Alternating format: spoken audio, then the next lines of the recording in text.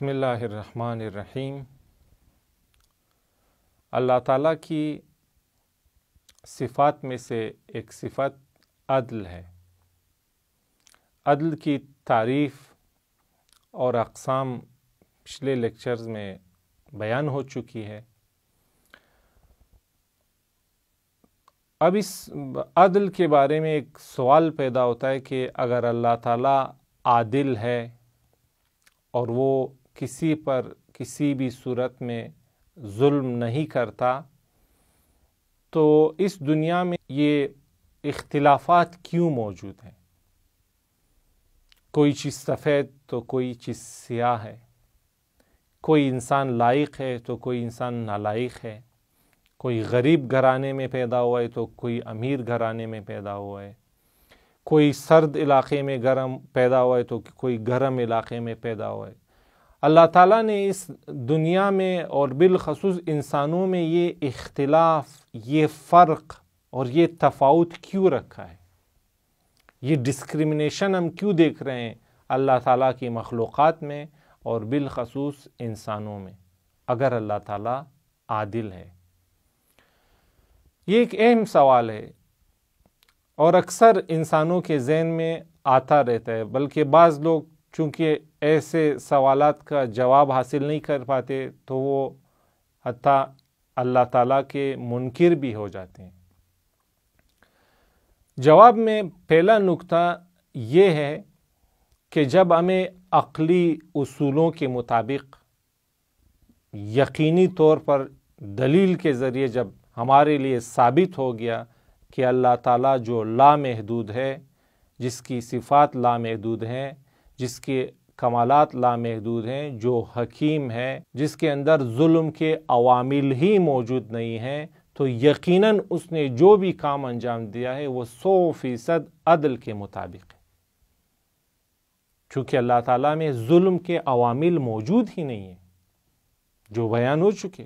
نہ اللہ تعالیٰ جاہل ہے، نہ وہ غافل ہے، نہ وہ عاجز ہے، نہ اسے کسی چیز کی ضرورت ہے، تو وہ ظلم کے جتنے بھی عوامل ہو سکتے ہیں، اسباب ہو سکتے ہیں، ان میں سے کوئی ایک بھی اللہ میں موجود نہیں، تو یقیناً اس نے جو بھی کام انجام دیا ہے وہ 100% عدل کے مطابق ہے۔ اگرچہ ہم انسانوں کو اپنی ناقص معلومات کے مطابق وہ مکمل طور پر اس کے افعال سمجھ میں نہ آ سکیں۔ بس پہلا نقطہ یہی ہے، اسے ہی ہمیں ہمیشہ ذہن میں رکھنا چاہیے کہ اگرچہ ہم صفات کو نہ سمجھ سکیں، ان افعال کی حقیقت کو نہ سمجھ سکیں، لیکن دلائل کی بنیاد پر ہم مانتے ہیں کہ اللہ تعالیٰ عادل ہے، چونکہ اس کے اندر ظلم کرنے کے عوامل و اسباب موجود نہیں ہیں۔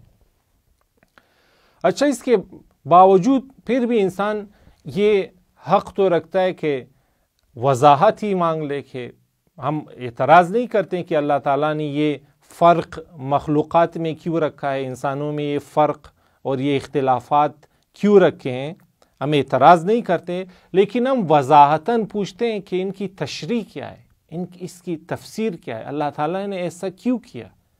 وہ اللہ جو حکیم ہے، یقیناً کسی وجہ، کسی ہدف کے تحت اس نے یہ کام کیا ہے، تو ہم یہ حق رکھتے ہیں پوچھیں کہ وہ ہدف اور وہ مقصد کیا تھا، ہمیں ہماری معلومات اور عقلی ظرفیت کے مطابق وہ بات سمجھائی جائے۔ تو اب سوال دیکھیں، اعتراض سے ہٹ کر اب یہ سوال ایک تشریحی سوال بن گیا کہ ہمیں اس کی ایکسپلینیشن دی جائے۔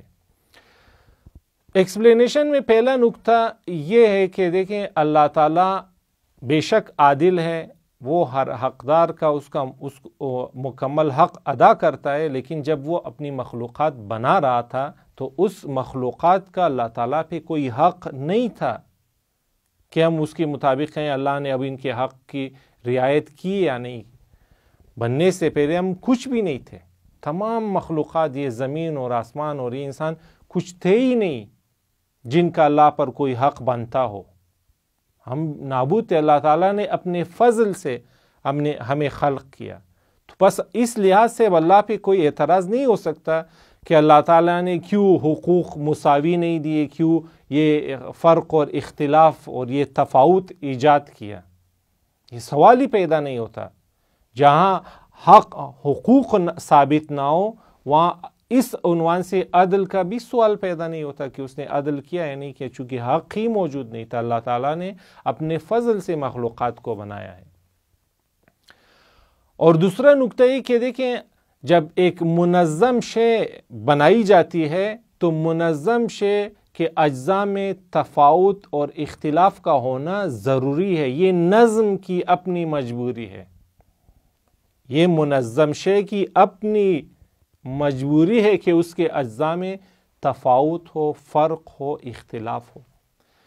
مثلا دیکھیں، ہم آج کل دیکھتے ہیں کہ یہ گاڑیاں ایک اچھی ایجاد ہیں جو انسان نے اپنے علم اور اپنی محنت کی بنا پر ایجاد کی ہیں. گاڑی ایک اچھا وسیلہ ہے ہمیں ایک جگہ سے دوسری جگہ منتقل کرنے کے لیے، لیکن ہم دیکھتے ہیں کہ اس گاڑی کے مختلف اجزاء ہیں، مختلف پارٹس ہیں، اور ان پارٹس میں اختلاف ہے. اس کا ٹائر پلاسٹک سے بنا ہے، اس کا شیشہ کسی اور چیز سے بنا ہے، انجن کسی اور چیز سے بنا ہے، اندر جو سیٹیں کسی اور چیز سے بنے. سینکڑوں اجزاء باہم مربوط منظم ہوئے تب جا کے وہ گاڑی بنی ہے. اب ہم عقل کہتی کہ اس طرح کی ایک منظم چیز، ایک منظم خوبصورت گاڑی جو کسی ہدف کے لیے بنی ہو، اس کے اجزاء میں اختلاف کا ہونا ضروری ہے.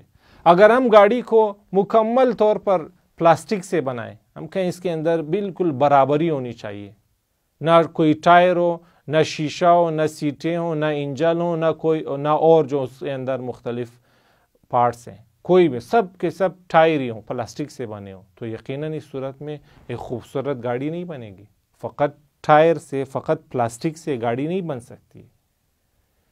ہم کہیں گاڑی مکمل کی مکمل شیشہ ہو، اس کا انجن بھی شیشہ ہو، خود اس کی باڈی بھی شیشہ ہو، ٹائر بھی شیشے ہوں، سب کچھ، یہ بھی نہیں ہو سکتا.